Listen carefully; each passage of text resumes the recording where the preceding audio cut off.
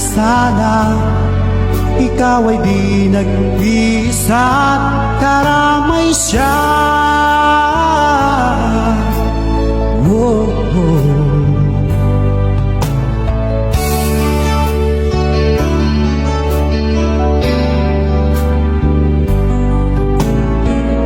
Ang ibon sa kaparangan